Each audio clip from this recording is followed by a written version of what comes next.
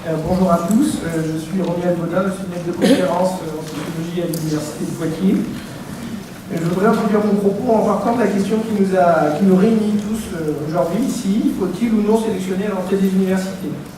La question et les termes du débat sont en effet assez clairs, pour moi, à première vue, et notamment pour ceux qui défendent cette sélection. Je voudrais pourtant montrer que ce n'est absolument pas le cas.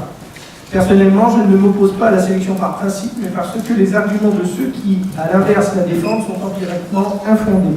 Ils tiennent de la croyance et de la méconnaissance des faits. Le débat sur la sélection s'est construit depuis des décennies maintenant sur une conception erronée de ce qu'est la sélection, de ce qu'elle fait ou peut faire. C'est ce que je voudrais rapidement montrer, mais partant, je voudrais aussi pouvoir glisser d'une posture défensive, il faut refuser la sélection à l'université, à une posture offensive et constructive. Il faut proposer un nouveau modèle pour l'enseignement supérieur dont la matrice, selon moi, et sans aucun paradoxe, ne saurait être autre chose que le modèle universitaire. Les tenants du oui à la sélection à l'université mobilisent centralement deux arguments. Premièrement, la sélection permet l'augmentation du niveau des étudiants d'une double manière. En amont, elle revalorise la filière et permet de ce fait d'attirer les meilleurs étudiants. En aval, elle sélectionne de fait ces mêmes meilleurs étudiants et élimine les autres. Deuxièmement, selon la même logique, en éliminant d'emblée les plus fragiles, elle réduirait les échecs et plus particulièrement encore les décrochages ou les abandons.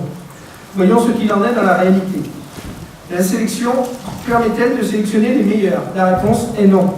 Aussi paradoxal que cela puisse paraître, à première vue, les filières sélectives de l'enseignement supérieur sont aussi bien celles qui accueillent les publics les plus dotés scolairement et socialement, comme c'est le cas des classes préparatoires ou des grandes écoles, que celles qui recueillent en plus grande proportion les minorités de l'enseignement supérieur, bacheliers technologiques, professionnels, bacheliers d'origine populaire, mais aussi, quelle que soit leur origine, les bacheliers les plus fragiles scolairement, et ceux ayant redoublé, ceux n'ayant pas de mention, bac, etc., comme c'est le cas des sections de techniciens supérieurs, mais aussi d'un grand nombre d'écoles du supérieur, telles que les écoles du travail social, les écoles du paramédical, les petites écoles de commerce, etc., ainsi que de nombreuses IUT, qui sont pourtant toutes des filières sélectives. L'université, bien que non sélective, accueille un public clairement mieux doté socialement et scolairement que ces derniers, plus de baccalauréats généraux, plus de bacheliers avec mention, plus d'enfants de cadre, moins d'enfants d'ouvriers. La sélection permet-elle, deuxièmement, de réduire les décrochages et les abandons? La réponse est à nouveau non. Si le taux de non-réinscription à l'université après une première inscription en première année est d'environ 25% depuis au moins les années 60, il est tout de même en 2015 d'environ 10% dans les sections de techniciens supérieurs, de 15% en IUT, de 18% dans les classes préparatoires scientifiques.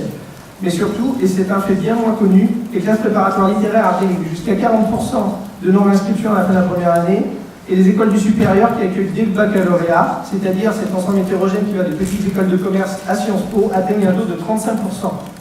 Bref, non seulement aucune filière sélective n'échappe aux non-réinscriptions, mais qui plus est, c'est encore parmi ces dernières, et non à l'université, que l'on observe les taux les plus élevés d'abandon et de décrochage. Si la sélection ne permet ni de sélectionner les meilleurs, ni de réduire l'échec et l'abandon, à quoi donc peut-elle bien servir? J'ai deux réponses. Premièrement, la sélection est avant tout un rite d'institution. C'est un point sur lequel de nombreux travaux scientifiques ont déjà insisté, mais c'est un point aussi que l'on oublie souvent de rappeler. La sélection a pour premier objectif de donner tautologiquement, si je puis dire, aux sélectionnés le sentiment de l'élection, c'est-à-dire le sentiment d'être différent du reste de la population. La sélection est le support aux identités par le diplôme, du sens de sa place à l'esprit de corps. Cette fonction est d'autant plus efficace que les effectifs sont réduits. Introduire cette logique au sein de l'université, c'est évidemment renforcer les logiques de distinction et de mise en concurrence des filières qui animent aujourd'hui les grandes écoles au sein de l'université elle-même. Donc, renforcer les divisions et les inégalités dans le supérieur. Deuxièmement, la sélection élimine bien certains prétendants, mais lesquels exactement?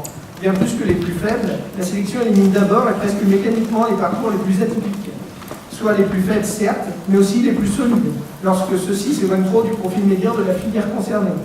Introduire la sélection à l'université, c'est donc paradoxalement et très probablement voir les étudiants les plus solides scolairement, ceux qui plus classiquement visent des filières dites d'élite, être aussi à terme écartés de l'université.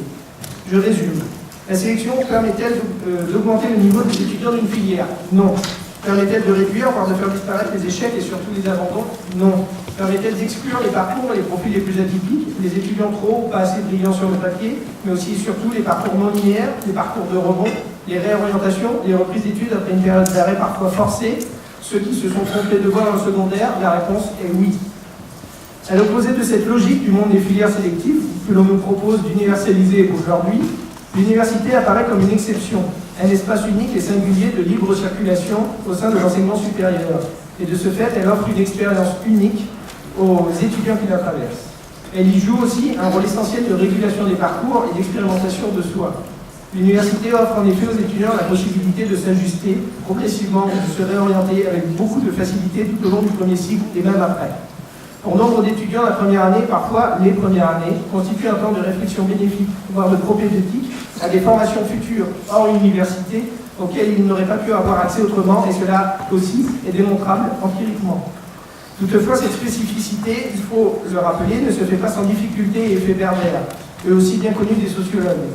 Si les étudiants circulent, c'est toutefois de manière contrainte par une hiérarchie explicite ou implicite entre filières, ce qui conduit à ce que cette forte flexibilité dont je viens de parler soit aussi porteuse, à sa façon, de forts mécanismes de reproduction des inégalités.